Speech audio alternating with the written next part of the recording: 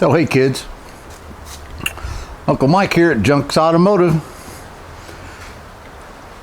I got to thinking, telling a friend of mine a little bit about music, and he asked me for my advice, and really he didn't need my advice. He just needed some encouragement, I think. He's a pretty good player. But I got to thinking about what music has done for me. It's done a lot, and it's not what you think. As a little kid, I remember I had my little Mickey Mouse radio, and you put batteries in the bottom of it, and you dial it in, and I was probably 4 years old, maybe 5. And I always remember running around in circles to the song Bicycle by Queen. It's like I was riding a bicycle, as fast as I could around in circles in my bedroom. Always listened to oldies music that my dad liked, the Righteous Brothers, and Mom liked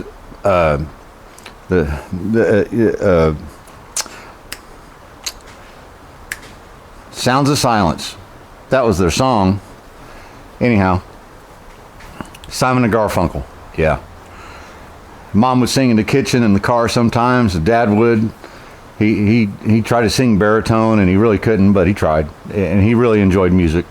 I'd always ask him, and he'd tell me about this band and that singer, and I remember him saying he was in a barbershop quartet kind of thing in high school and sang a little bit. And, my grandpa on his side, we went over on Christmas Eve, and he played the big organ. He played all night long. He had his drink sitting on the little shelf part there. It was 3 or 4 tiers of different buttons and flip-floppy things and big old row of pedals and all that. Boy, he played all night long. Christmas songs, gospel songs, and I think I remember him singing a little bit. But I grew up around that kind of stuff, kind of this non-traditional just enjoyment of music. And I always tried to play in guitar. I had the grandpa's guitar on my mom's side.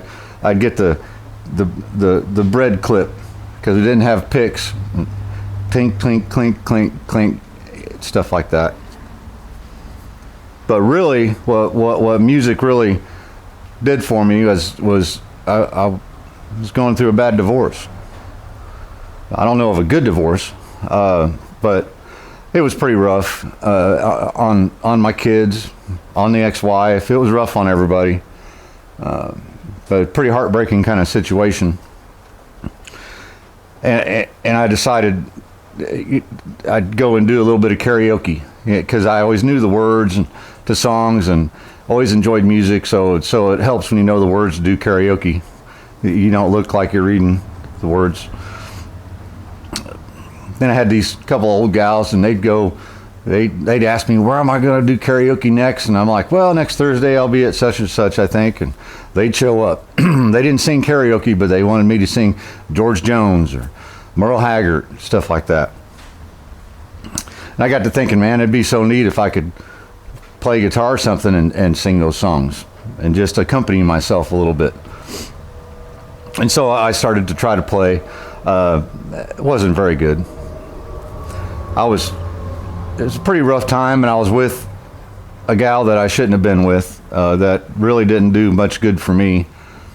We didn't do much good for each other for about 3 years. So she worked nights, and I'd be at home picking on a guitar, trying to learn a chord or two, And I remember watching PBS, the local station here in Indiana, where I live, and saw a band on across Indiana called the Pumpkin Holler Boys. There's 3 guys doing this funny song, and I just thought, man, them guys can do that. I want to do that. Well, here many, pretty much 20 years later, I'm in that band called the Pumpkin Holler Boys. I play upright bass. But there was a long road from that to where we are now. And the biggest thing that it did for me was I tried playing other people's music. I learned first song I learned that I could play of somebody else's and really couldn't sing. I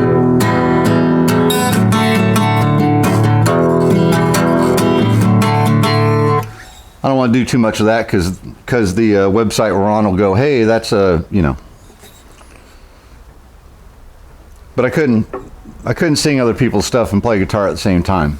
It's kind of fortunate because in 2 months I wrote a whole bunch of songs. Just thought I'd write a song about my personal stuff and my personal feelings about things. Out of all those songs, 1 or 2 I still play, maybe 3.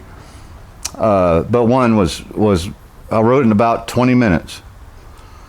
My ex-brother-in-law and I were really tight buddies. We spent a lot of time together, and we always fish in bass tournaments.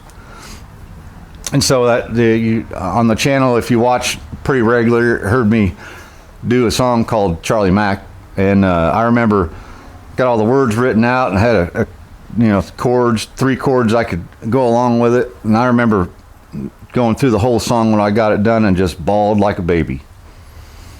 I cried like a baby for a good half hour. There was a part of a loss of the whole situation that it was just a big loss. The whole thing just sucked, and that was one loss that I was upset about, and that's what the song says. Of course, after that, played more and more. I got to get to know a guy, Gary Wasson, and he would let me play with him, play bass. I got to play in some bass, and he would always really encourage me, give me lots of advice, and most of it I didn't understand any of it at that point. And now those things that he's always said to me pop in my head, and he means a lot to me. And I got to sit down and talk to him a little bit. Punk and Holler Boys played Monday night for a birthday party, and he was there, and it was good to sit and talk to him and visit with him, just because of me moving away, and we don't get together very often, but we're still like that, you know. We're still buddies, and we mean a lot to each other as friends. We've played gigs together and all that stuff, and so he encouraged me to get a band together with some friends, and that's what I did. The first band was called Abington Road, a row or something. We played 1 gig, just one. I had a fill-in guitar player that he was good. He was good. Tattoos everywhere. The dude was crazier than heck. Really, really good. And so we did a lot of covers then. And I think I was doing a Charlie Daniels song. And I started in and I'm playing. I turn around and look because I didn't hear any guitar. And there he sat on his guitar, passed out, cold. Right at the start of the song, out like a light. I'm kicking him with my foot as I'm trying to play, and he would just go like that and just not even budge. Well, that was the end of that musical relationship, obviously. Then the same group of guys other than him, we found out that rock and roll, sort of Alice in Chains and Weezer kind of thing, was much better with all of us together. And I was playing more bass then, just playing electric bass. Man, it sounded so good. And Bill sang most of those songs. He had a bunch of songs that he wrote, and it really started to come together. That band's name was Junkbox. That's kind of the story how Junk's Automotive ended up. Everybody called me Junkbox Mike because I was the one always pushing for the gigs and spreading the word about everything and doing all the promotions and all that stuff. We ended up actually going to Nashville, Tennessee to play for a record company along with some other bands. We went down on the Lower Broad and we had our acoustic instruments, acoustic bass and acoustic stuff. We made, $60 in about 30 minutes of playing. The cops would walk by. The guy that was selling hot dogs on that, he'd come by and gave us a tip. And the hot dog guy said, "Don't you boys stay in this town. This town eats you up." And really, that was the time when I saw banjo players and guitar players playing on the streets because they didn't have a gig that night. and just were better than anything I'd ever seen, ever. It kind of puts you in your place, because I always have been and still a guy who hacks his way through music. I don't know all the stuff to know. I play cowboy chords and I play upright bass, but I've learned how to follow people in my own silly, hacky, cowboy, hillbilly kind of way.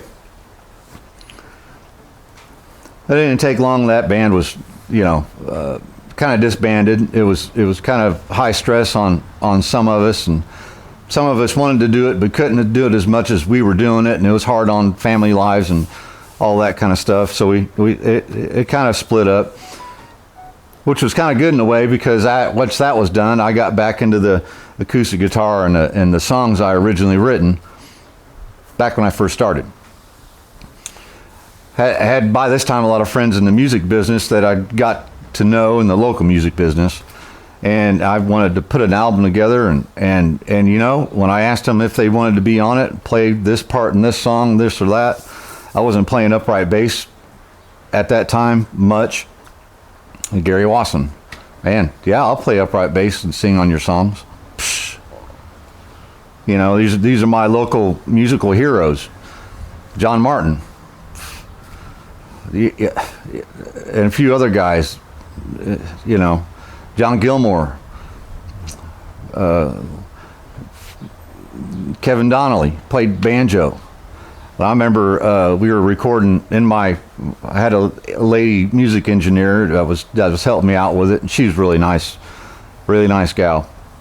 So I went to the bathroom while Kevin was going to play banjo on one of my songs, and you can see that video. I'll put that video up here with them guys playing on that song, and I was just so blown away. I went to use the bathroom. I heard that banjo, and I'm like, these guys have been practicing my stuff just off the demos I gave them. I was so blown away. And music has done so much good for my heart, and I've met so many good people, great relationships with people. We had a little act, John Boyer and I, called Old Truck Revival, and we had people that sit in and play with us different times, and he and I, we had a great relationship, but we were like brothers that wanted to fight all the time, and that was that way on stage. We would I'd play upright bass, he'd play mandolin, and we'd just be, it was this tension and this energy that really got put off the stage, and people were just like, oh, this is awesome, that it wasn't a sustainable thing. And he kind of went his own way, and so did I eventually, and it's good, and we're still tight buddies. I'd do anything for him. I'd play with him anytime I could, anytime he wanted me to, and I could, I'd be there, and I think he'd do the same for me. We played a place called Radio years back, opening for Sturgill Simpson. I'd heard a little bit about him, that he sounded like Merle Haggard and Waylon Jennings kind of mixed together, this kind of country rock kind of thing going on, but I'd never really heard much of his music. So we get there, and down in the basement was the green room. There was a thing of beer for me and John and our band. We had Martha Murphy was going to play fiddle, a great fiddle player.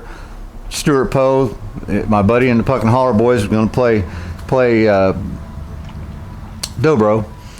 Well, I went down there to get a beer, and because over here this other little setup was for Sturgill's band, Sturgill and his band. I'm down there grabbing a beer. Here comes down the stairs Sturgill Simpson. Got to talk. I asked him. I said, "Man, I heard about your voice, but I'm really interested in hearing your words for your songs you wrote, And that got his attention. So he wanted to talk a little bit. And he grabbed that bottle of whiskey they had. He said, "Man, you need to help me drink this. Them guys don't need to be drinking all this whiskey." So I did. Took a bunch of snorts off of it, and we smoked, not cigarettes. Had a great time. Just a little 45-minute discussion hangout with Sturgill Simpson. Of course, by the time I go upstairs and we're getting ready to open the show, I don't remember much of the show. We played good, I just don't remember a lot of it. 2 months later, Sturgill Simpson's on the David Letterman show. You know, a little bit before that, got a chance to open for Steve Poltz. If you know Jewel, you know Steve Poltz. Big songwriter. A lot of the guitar stuff in her songs was Steve Poltz. Super sweet guy. He'll always remember you and give you a hug and act like he loves you. And I hit him up on the Facebook and, hey, you're coming to town. Can I open for you? And you know what? Messaged me right back. Yeah, Mike, bring all your friends. I want to hear your songs. This old silly hillbilly like me come up with these songs that I use to fix my heart, and he wanted to hear them. You can't beat that. Before all this, I was an introverted person. Expressing myself wasn't a thing. Being creative wasn't a thing. I didn't know how to do any of that. So when it comes to working on these old cars and making YouTube videos, you've got to be creative. Got a problem on a car, you got to be creative how you fix it sometimes, especially these old rotten things. And you've seen how I fix stuff sometimes. It's not like everybody would, but we get it done. It's being creative. I wouldn't express myself like I am to you right now without music. I spent a lot of time working on music, and it was my biggest passion for the longest time. Before that, it was bass fishing, fishing bass tournaments. And then it was music. Well, it's still music. Now I like to play with the Punk and Holler Boys once or twice a month. I don't want to tour. I'm not good enough. To be honest, I feel like I'm not good enough. And I think if I was good enough, don't know I'd still want to do it. I like being home with my family, making videos and working on old cars, and still get to play music. And something that I'll never lose is the music that I can play. My hands don't work like they used to. It's hard to play guitar like I used to, I believe. Upright bass is harder and harder to play, but I can always play. And luckily, the Punk and Holler Boys, right about the time I got with them, they talking about putting an album together. I had to come up with a song. I wanted a song on that album. And I finally went over to Ralph's one day and I said, I got this song. I want you to help me, give me some advice, help me get it finished up. And he did. He helped me with the third verse because that's where I was stuck. Well, here, you can say this or just say that. Okay. And he said, well, your chord changes there. He said, let's try something different. So he grabs his guitar, plays my song and sings my song and blows my pants right off. Ralph, you need to sing that song. We record that. You need to sing that song. He said, oh, no. He said, I sing my songs. You sing your songs. Okay, fair enough. And actually, in fact, that was the same day I'd made a deal with him on that old white Cadillac, sitting in that garage I redid. But I'm gonna go ahead and play that song for you. I'm pretty proud of it because it's in the Punk and Holler Boys repertoire, their discography or whatever you want to call it. I had a few people cover this song and put it on their albums, and they always took their own turn on it. They did their own thing with it, and all of them are awesome, and that makes me proud for the creativity that I worked so hard to have, and all my friends helped me with it. Well, what this song's about is after I gotten divorced and had a few girlfriends and just my heart was hurt for a long time. So I'd get with these gals and a lot of them, to be honest with you, a lot of them were hurt more than I was. They looked for me for their self-esteem. They looked for me as their crutch. So that's what this song is about.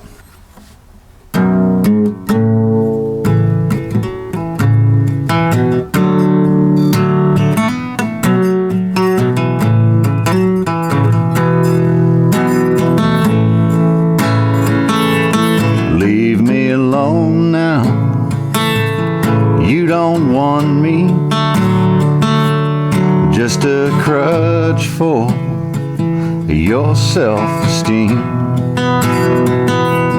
Go on, leave me for another.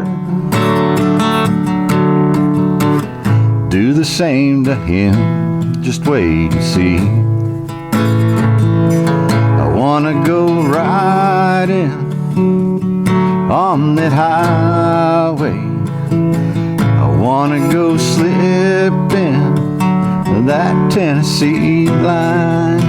I wanna go floating down the river. I wanna find me someplace you'll never find. Don't listen to me, I just work here, running your turnstile, doing my time. Said you loved me, seems to me, dear, didn't try too hard, gave up on me. I wanna go riding on that highway. I wanna go slipping that Tennessee line. I wanna go floating down the river. I wanna find me someplace you'll never find.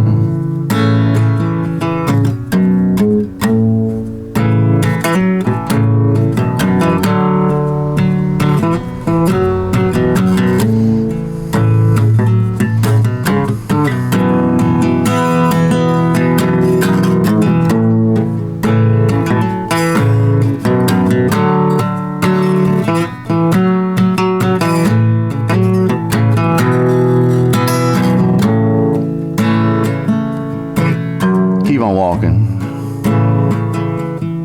You don't know me. I'm not the cure for your kind of pain. I'm just a poor soul, tried to love you, left me burning here in the rain.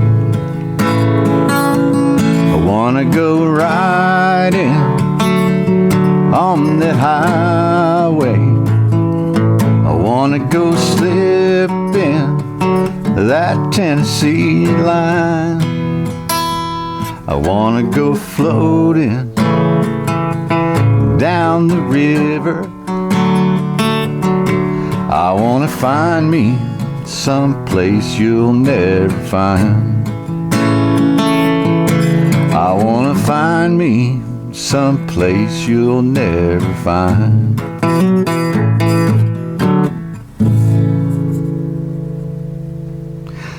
That's it. Hope you enjoyed it. We'll see you kids next time. This Saturday, actually.